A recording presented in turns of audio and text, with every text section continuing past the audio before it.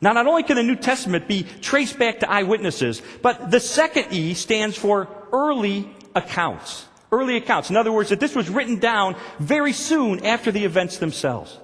Because what I was taught in college was something very different. I don't know what you studied in college if you took a course on the historical Jesus as I did, but I was taught that, after Jesus died, the people who followed him sort of carried on an oral tradition for a long period of time. And during this long period of time, before it was actually written down, legend grew up and mythology grew up. And it so distorted and tainted the record that we can't trust what the Bible tells us when it talks about Jesus. Have you ever been told that? And that's what I was taught. But that's not what the facts support.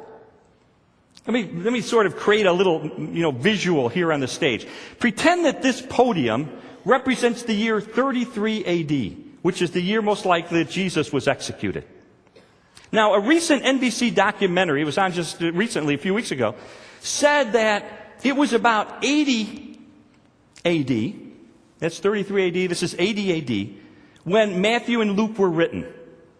And a lot of liberal scholars agree with that. Although they would all agree as well that Mark was probably written in, say, 70 AD. So we have this time gap here. And what some theologians like to say is, well, it was during this time that legend grew up and turned a mere man, a mere mortal like Jesus, into the Son of God. That the idea that he was the Son of God did not come up till much later. Now, first I want to say, this is not such a long distance in terms of ancient times. I mean, the earliest biographies we have of Alexander the Great, written by Arrian and Plutarch, are written 400 years after he lived, and they're generally considered to be reliable. Legend did develop, but it was generally in the time after that. And by the way, there were eyewitnesses who were alive in 80 AD who would have served as a corrective if what was being written down was wildly not true. In fact, one of the greatest classical historians who ever lived, A.N. Sherwin White of Oxford University, did a study at the rate at which legend grew up in the ancient world. And he determined that in the first century ancient world, that the passage of 2 generations of time was not even enough for legend to grow up and wipe out a solid core of historical truth.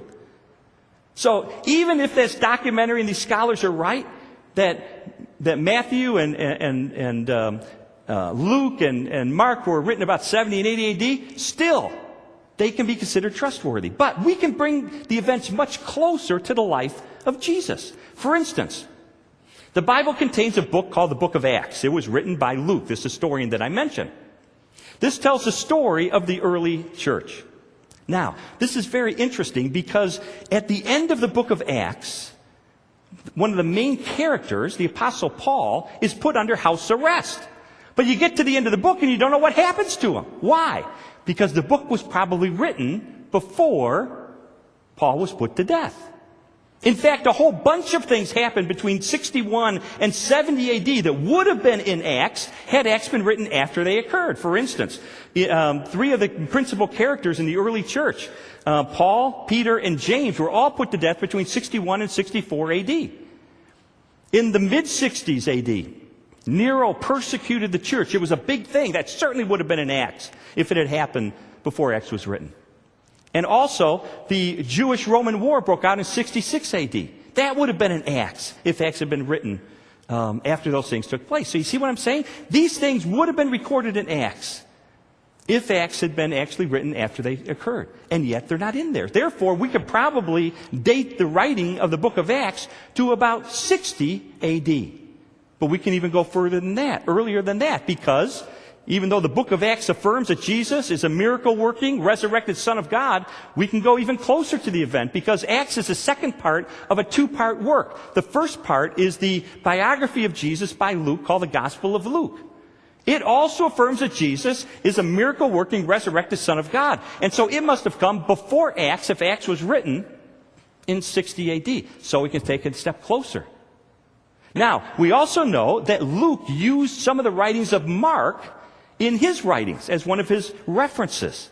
So Mark, which also affirms that Jesus is a miracle-working, resurrected Son of God, must come even before Luke was written because he used it as a source. So now we go earlier still. We also know that the Apostle Paul wrote most of his letters before Mark wrote his gospel. These letters affirm that Jesus is the resurrected, miracle-working Son of God. And so now we can go even further, even closer to the life of Jesus. But Paul, in his writings, included these creeds and hymns of the earliest church that affirm the deity of Jesus. Philippians chapter 2, it says in one of these early creeds of the church that Jesus was in the very nature God. In Colossians chapter 1, another creed is recorded where it says Jesus is the image of the invisible God. Another one is 1 Corinthians chapter 15, verses 3 and following, that contains the essence of Christianity, that Jesus died. Why? For our sins, that he was buried, that he was resurrected on the third day, and then it mentions specific eyewitnesses whose lives were transformed by encountering the resurrected Jesus. This creed has been dated back by scholars from a wide range of theological belief to as early as 24 to 36 months after the life of Jesus, and the beliefs that make up that creed go right back to the cross itself. Friends, we don't have some huge expanse of time during which a mortal Jesus was mythologized into being the Son of God. Right back at the beginning, we have historical records that confirm in the most exalted terms that Jesus Christ is divine. Remember what I said about A.N. Sherwin-White? The passage of 2 generations of time is not even enough for legend to grow up and wipe out a solid core of historical truth. We don't have the passage of 2 generations of time. We have a news flash from ancient history. So, the New Testament is trusted because it contains extraordinarily early accounts that weren't, destroyed by legendary development. And they're rooted in eyewitness testimony.